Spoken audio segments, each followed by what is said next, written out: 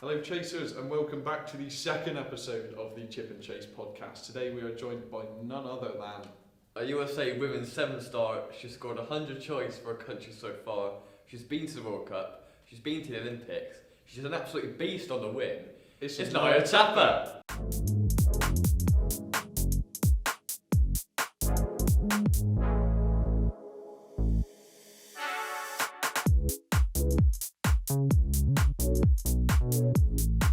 we just want to talk about your career basically, and what better than the start. So we looked up and it said you started your career at North Carolina University in 2012.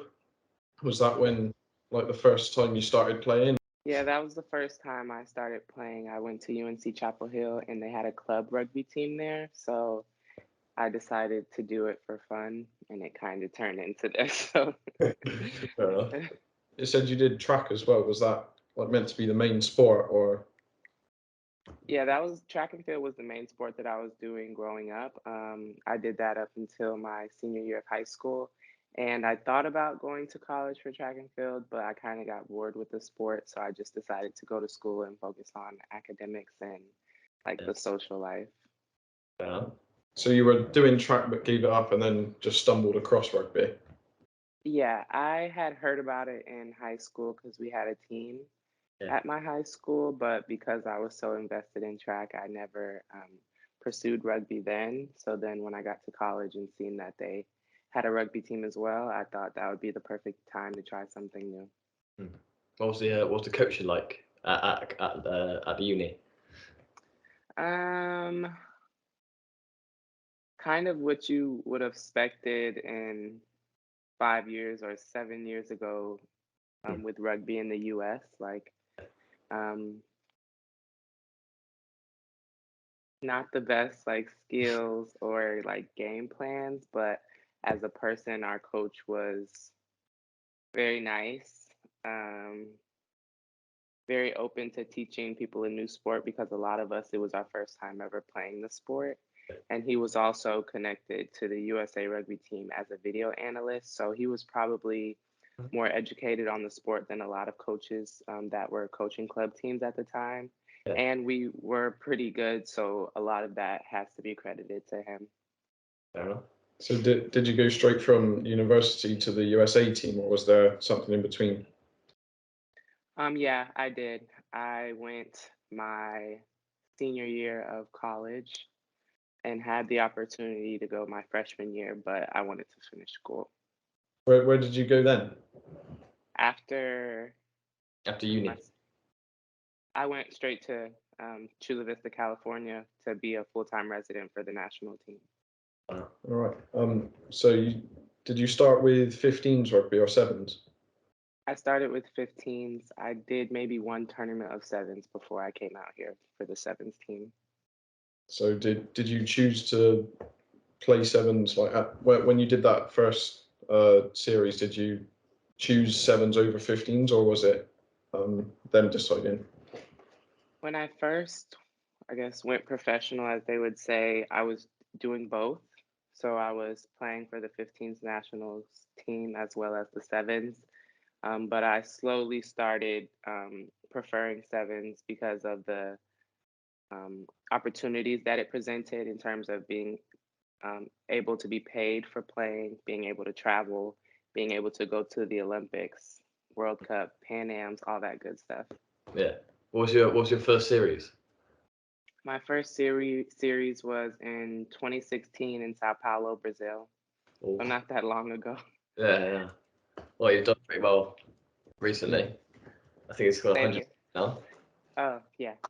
A great, huge accomplishment for me to do in 6 years, which I think is really impressive. That's mental. Okay. And then in what was it, 2017 when you went to the World Cup? Yes. What was that like? Was it 2017? For 15s, I went in 2017, and then 2018 I went for 7s. Yeah. What was that like, being like? What was it, a shock to you, like when you got the message saying you're playing in the World Cup? In the moment, I don't think I realized how huge of an event and accomplishment it was. Because again, I was really still like just doing rugby for fun. Like my main goal was like the Olympics. So anything outside of that was like, okay, this is nice too. But like all I really care about is the Olympics. So in the moment, I don't think I realized how special of a moment that it was. But after the fact, after coming in fourth, which I think was pretty good for the U.S. team against a lot of those other countries who've been playing for so long and are so well versed in the sport, um, I realized um, that not many people get that opportunity, Yeah. and that it's almost just as big as the Olympics for a lot of countries. So I was really grateful that I was able to do that. Was it a bit of a shock getting to the semi-finals for USA? Was it expected? I think it was. I mean, you want to say like, yeah, it was expected, but Yeah. in reality, I think it kind of was like a shock. Like, okay, like we're doing good, like we're on the right path right now. Yeah. So I think it was definitely a surprise, but not a surprise about the potential we had, just the outcome. 100%. I think you still have a pretty strong squad. Most of the Americans are playing in England as well, so I think Hmm. very experienced squad. Do you reckon Yeah. you'll come over and play in England? Uh, I think I'm over 15s now. After the World Cup, I feel like with 15s, I've done all the things that I wanted to do with that side of rugby. Yeah, that's fair enough. So yeah, so apart from like the money and the fact that it's all like all the economic side of sevens is better, what did you prefer like in terms of playing style? Playing style, I would definitely say I preferred sevens just because it's a lot more space. So for someone like me who is a very speedy athlete, space is advantageous for us. Also, being bigger and faster with sevens, you usually only really have to deal with one defender. So that makes my chances a lot easier because a lot of the times I'm bigger than a lot of the wings, even if I'm not faster than them. So being able to use my fin helps me a lot in sevens. Also, it's not as long. Yeah. Um, it is still kind of long to where you feel like you're sprinting the whole time, like you're working the whole time. Whereas 15s, you have a little more time to be lax, especially if you're on the wing. You don't do much, in my opinion, with how with how my experience was on our 15s team. So 15s just got a little boring for me with the position that I was at, whereas sevens got more exciting for me with the position that I was at. Is that to do with the coaching that you're a bit unhappy with the 15s and sevens, or is it just up to you? Well, I'm not like the guru of rugby, so I like I'm not sure, but I think obviously coaching has a lot to do with it because if you look at a lot of the other countries and their style of play, they're just so more advanced than we are. But we're definitely getting there. The coaching's getting better. A lot of our coaches now are happening to be coaches that are born out of the country anyway, that are coming from rugby countries. So Yeah. um, hopefully that has some improvement, and hopefully like the coaches in the U.S. get more experience under their belt so that we can be playing at that level because we have the athletes. Like that's not the issue. It's just having the game skills and the game knowledge. Yeah. So were you always a winger, or did you play anywhere else? I was always a winger. Um, when I got into sevens, I was able to explore different positions more because, as you know, like you can end up anywhere on the field. And I've been getting into prop a lot as well. So right now I'm considered a wing prop.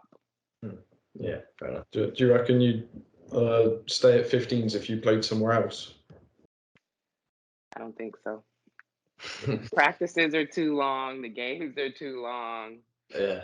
It's a lot more contact, less spaces to run through, unless you're just, really good and you're a great playmaker to be able to create those spaces for people. But for right now, I think sevens is where it's at for me. Well, so when you go to whatever series you're doing, what's it like? So you've landed in that city. What happens from there? The travel days are usually very long, so I'm not the happiest person. So I usually try to stay to myself until we get to the hotel. And Yeah. then from there, it's usually nighttime whenever we get into a new country. So, you know, we have the night to yourself to shower, go to sleep, or stay up all night if you're jet lagged. And then in the morning, you kind of just start your weekly tournament process in terms of getting Yeah. up, moving your body around a little bit, whether it's going to the pool or going to the gym to do like a ramp up session. And then from there, just having a training session and gym session each day. Mm. And in between that week, having an off day where you can hang out with your teammates, um, enjoy the country that you're in, kind of do whatever you want that day to detach from rugby. And then Friday comes and you get ready for the tournament. What's the camaraderie like between the different countries? Like, do you like mix, or do you like say stay away from the other countries? We definitely mix. Like we are friends with a whole bunch of the girls from the other team. Mm. Some of our favorites are England, Australia. I mean, everybody really. Like that's one thing that I love about the sport is that you can meet so many different people from all over the world, and nobody's like stuck up or anything. Yeah. And you get to travel like pretty much the Yeah, whole for career. free. Yeah, And there's a job as well. So yeah, yeah, Need to go around the world. That's luxury. yeah. yeah. That's different. So the men's have got the USMLR. Mhm. If we were thinking a women's one would be good. Have you thought about that at all? I've definitely thought about that, and in the process, they've started a rugby league called Premier Rugby Sevens. Mm-hmm. And even though it's not specifically for women, it's for men and women, and it's equal pay across the board and equal opportunities. So I think that's the first level of MLR for women in the US, an opportunity for them to play professional rugby without having to be on the national team. Yeah. So I think that's a great stepping stone, and hopefully eventually we can have our own MLR in the Mm. US. Is just getting more women into the sport so that we can put on good rugby, because we can put on rugby. We can find people to put on rugby, but you want to make sure it's good rugby and not just people, Yeah. not respecting the sport. Yeah. Do you see a lot of rugby around the country, like traveling? Do you see a lot of like kids playing rugby, and do you see it more than you did? Walking past the park, you wouldn't see it, but if you um, like look for a club team in a certain state, you're definitely going to find one. There's Mm. a lot of young girl rugby clubs starting up, especially like on the West Coast. There's the girls rugby organization that has girls from like 5 No. to 15 playing rugby, which I think is a great start because to learn the skills earlier allows you to focus more on how Mm. to set people up and read the field when you get to our level versus having to learn that and skills at the same time, which is kind of hard. Yeah. Um, a lot of young boys playing rugby. Perry Baker has his own rugby camp that has tons of people coming out. Um, the sport is definitely growing rapid fire in the US, so I'm super excited about that. So when you said the Premier Sevens was like equal pay and equal opportunity for everyone, Mhm. what are your thoughts about that, like across all sports and competitions? I think it's important to give equal opportunity. I Mm. think equal pay is important, but I also understand some athletes are better than others, some rugby players are better than others. So if you are better than somebody, you should get paid more. Like I agree with that, but it should be the same tiers on both sides where the top woman and the top man are getting paid the same amount and it goes the same down. Yeah. So that's how I feel about the equal pay. I think it's amazing that Premier Rugby Sevens is doing that because a lot of rugby organizations and even sports in the US in general have such a pay discrepancy in what they pay men and what they pay women in sports that are almost exactly the same in terms of how they play the rules and things of that such. So I think they're being a great example for what other sports should be looking to do. Because it's just a respect thing. Like Yeah. if like the woman's not going to be stronger than the man, but they could be better at the man in rugby in terms of rugby skills, stepping you, Yeah. passing, things like that. So it's like pay people what they deserve. If the guys are doing better, then give them the money. But if the girls are doing better, then whoever's doing the best needs to get paid the most. Yeah. I think that's fair enough. No, I think Yeah. it's good. Good conversation to have. It's good. Mhm. Because it's the same conversation across all sports. Every sport, the men are getting paid more, which Yeah. is obviously, I don't want to say it's not fair, but it should be paid the same. Because I think the only thing that's stopping it is like the viewers. Like there's not as many people watching the women's. Yeah. Otherwise, like apart from that, it should be the same, which is it is looking to go that way, which is really great to see in all sports. Yeah. Yeah. And money has a big play in viewers as well, because if women can't the women's organization can't afford to get their games on the same amount of TV stations as men, or they can't afford to get as many interview opportunities, or can't afford to get tickets to sell, then yeah, they're going to have less viewers. So it's looking at the money in that sense of it also depends on the success of a sport or an organization depends on how much money you're putting into it. So if you're putting more money into the men's, of course, they're going to have more viewers and a better outcome. Yeah. Yeah. Moving back to the sevens. Are you going to the Langford sevens? I can't speak on that yet because our selections haven't come out, but yeah, I'll just leave it at that. Leave that hopefully. Fingers crossed. Yeah. No. Yeah. Is the group? How's the group in Langford? Yeah. What do you know what teams you're facing or? Let me make sure, see if I can remember this. I know it's New Zealand, Australia, and another very good team. So it's not going to be an easy pool, but as the US have shown, we love a challenge. So Yeah. Go on. yeah, it's gonna be a challenge. But yeah. How do you prepare for like a series? Um, just train really, like train every day, do your field work, do your lifting. Outside of that, just making time to relax, Yeah. talk to family and friends, do things that you like. Mentally, just talking to your sports psychologist and making sure you're in the right place to be able to go and perform at your highest potential. Um, Pack. I think that's one of the most anxiety filled things for a lot of the players is like figuring out what to pack, no matter how many tours they've been on. Oh, brilliant. Yeah. So I personally have a sevens tournament coming up for my club. What tips would you give me? Because I've never played sevens. It's only been 15s. I have no clue what I'm walking into. Okay. I would say focus on the little things. So, like, focus on one moment at a time in terms of, let me make sure I catch the ball. Okay. After I catch the ball, let me make sure I find my target. After you find your target, let me make sure I get the ball to their hands and then follow. I feel like that is the like simplest thing you can do in sevens is executing the small skills, because if you don't do that, then the game's going to be a shit show for the most part. So like just focusing on those small skills. I'm not sure what type of player you are or what position you play. I'm a prop, but I'm way too A small for. prop. Yeah. Yeah, How tall are you? 6 foot. You're not too small then, I don't think. I mean, the guys are usually I'm too tall. light. I'm only 80 kilos. It's not, well, 170 pounds or something like that.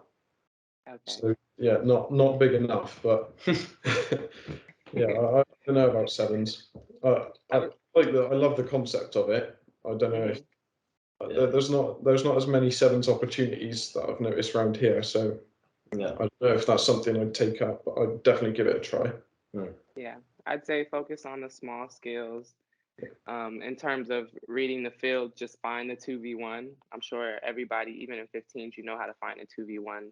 It's going to be a lot easier in 7. So just use your footwork to find that 2v1, execute your passing skills, tackling, if you did 15s, like tackling shouldn't be an issue.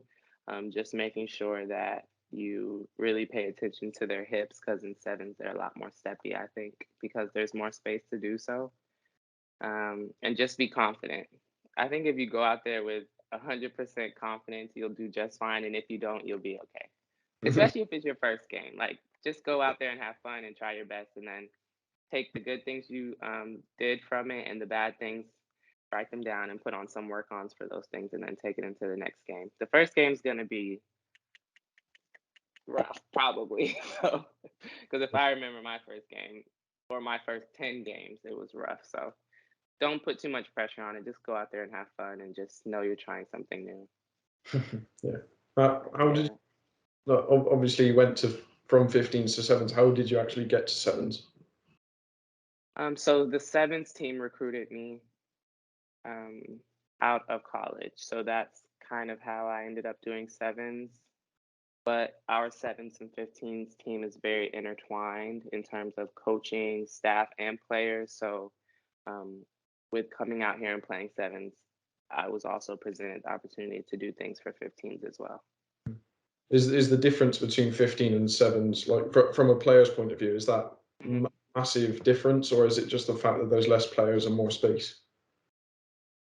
I think that is the massive difference, is that there's less players and more space, because then it becomes such a quicker, more fast-paced and exciting game, in my opinion. I think 15s is exciting when you have those like big breaks through inlines and things like that. And that happens in sevens as well. So you kind of get a little combination of 15s in sevens, but also get the faster paced, more spaced one-on-one opportunities, which I think is what a lot of people like to see. They like to see the Carlin Isles against the wing of South Africa. Like, they like to see those one-on-ones because they want to know who's the best in each position. So I think that's some of the exciting things about sevens in reference to versus 15s, where you're usually going up against 2 or 3 people. Yeah. Did you have any idols going into rugby, or was it just like all yourself? You wanted to do whatever you want to do? I really just wanted to find something that I could do to stay active, because I had been doing sports all my life. So, and I didn't want to run track. So I was like, oh, I could do this to stay active. It could be fun. I didn't even know there was a professional team. So I really was just doing it just for my 4 years in college to have fun. And then once I knew you could go to the Olympics, I was like, oh yeah, I'm doing this. And that was kind of the main goal since last year. So if you look back on it now, obviously you wanted to go to the Olympics, but did you, if you were to have that same opportunity now, would you rather go to the Olympics or the World Cup? Olympics. Really? Fair enough. Yeah. Why? What's the difference? The Olympics has more clout in the US. Like, if you have the Olympics, if you have that you're an Olympian on your resume, you can really get a job anywhere. Yeah. People glamorize the Olympics a lot more than the World Cup, I think, because the Olympics happens less often. Yeah. Apparently, it's harder to become an Olympian than it is to go to the World Cup. Yeah. Yeah. And that's what I was saying. Like, in the US, the Olympics is where it's at, versus like maybe in England or other places, like the World Cup is where it's at. So like the Olympics holds a lot more weight here than any of the other events. Yeah, like in someone's lifetime, you might probably just go to like one Olympics, but like a World Cup's every like 4 years, or like the Olympics. But yeah, I think the World Cup is like every 2 years, maybe. Wait, is the World Cup every 4 or 2 years? It's 4. Yeah, it's 4. Yeah, it's every 4 years. Oh, okay, so it's the same amount of time. Okay, yeah. I don't know. And you get paid way more for the Olympics. You get like so much free stuff. You get to meet the top athletes in the world in your country that you usually wouldn't even be able to get 10 feet beside. So it's so many reasons why I would prefer the Olympics over the World Cup, but I can understand why there's people who would prefer the World Cup. Yeah. So in terms of atmosphere, like crowd and all the athletes that are going there, is the Olympics still better? Yeah, because if you think about it, the World Cup, that's just for that one sport. So Yeah. you're only having viewers from that one sport. Whereas if you think about 103 sports at one event, like you can only imagine how many people are there viewing that, not only in person, but also through television. Yeah. Like it's just millions and millions and millions of people watching the Olympics versus the World Cup. You'll only have 5 million soccer supporters or 5 million Yeah. rugby supporters Yeah. versus 103 supporters of all these sports. Yeah. Like, Yeah. you know? Yeah. So if, let's say there were a female rugby player that like really young that wanted to take up rugby, what advice would you give them? Try the sport. Don't be scared of the contact aspect because it's not that bad. You get used to it. Um, and just have an open mind about it. Like it's not going to be easy the first time. There are a lot of rules and a lot of skills to learn. So just be open to it. Give it a full week, and if you don't like it after that, then fine. Yeah. But at least try it. Yeah. So what we've done in our first 2 episodes is we've asked for your favorite 15, like your all-time 15s team, but As you're a sevens player, we'll go through Yeah, so your so- sevens team. We've asked Dallin Stanford as well, so we had Dallin Stanford on as a first Yeah. guest. So Oh, nice. yeah, so you can do it however you want. It's not really up to us No. anymore. So it could be women's sevens team, men's sevens team, 15s, whatever. And I can't pick my own team, obviously, right? Well, you can pick any players you want. It's just like what. Oh, Yeah, pick so- my dream team. yeah. Oh, okay. Okay. Let's see. I'm going to have myself.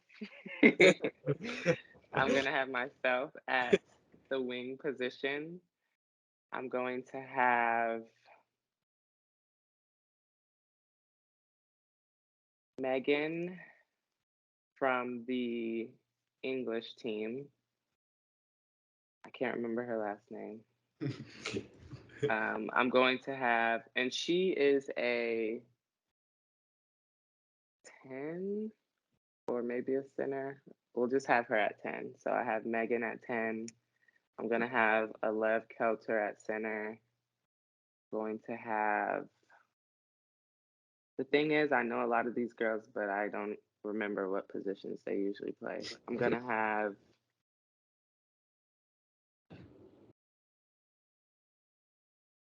Chris Thomas as one of my props because her aerial game is unmatched, so I have to have her on the field.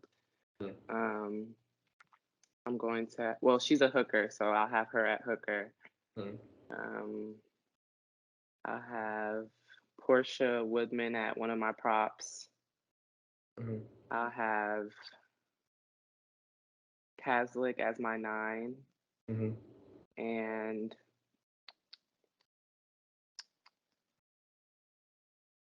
I have Ilona Mar as my other prop. Well, we can't really pick out any faults because of like we obviously don't know the women's game very well, but that's obviously why we're talking to you. We want to find out more. I think what's that, the Brazilian like Bianca da Silva or something. Yeah, she's a really good wing as well. Yeah. Woodman's a legend of the women's game as well. So Yeah, she's you gotta have her on the team. Yeah, of course. So yeah, otherwise, again, on all the episodes, we are going to ask for your favorite kit because for some reason we really enjoy we love a team good with kit. a good kit. So Okay. yeah, it's just what you can pick a few if you want, but just your favorite kit of all time. Doesn't matter what year. I think one of my favorite kits would be, I like New Zealand's black kit because it's just simple, it's straight to the point. It kind of puts fear in your eyes, and I love that. That's classic. Australia also has had this new kit in Spain in January, and it was like a tribal type of uniform, which I thought was really cool because I know they have a lot of Aboriginals on their team. Yeah. So I thought that was nice to show respect to them because they have a lot of impact on the success of that team. Yeah. So I thought that those jerseys were really cool. I really like Argentina's blue jerseys as well. I think that color fits very nice, and they're sponsored by Nike, which I think is dope. Yeah, it's cool. Definitely. I've got an Argentine one of myself, but you cannot beat an Argentinian kit. They're so nice. Yeah. All right. So is that what? Should we just put them all as your favorite, or do you have a specific one? If I had to pick out of those three, I would probably say the Australia Aboriginal jerseys. Yeah. That's a nice one. I remember that as. I can't obviously describe it. Yeah, but I think it's like green maybe. I think. Yeah. It was really good. That's all we have. That's brilliant. Thank you very much for joining us. No problem. Thank you guys for having me. Thank you. Thank you very Just much. let me know whenever it comes out so I can share it for you guys. Hey, We'll do. thank you. Thank you so All right. much. See you Thank soon. you. Have a great day. And you. Bye-bye. Bye.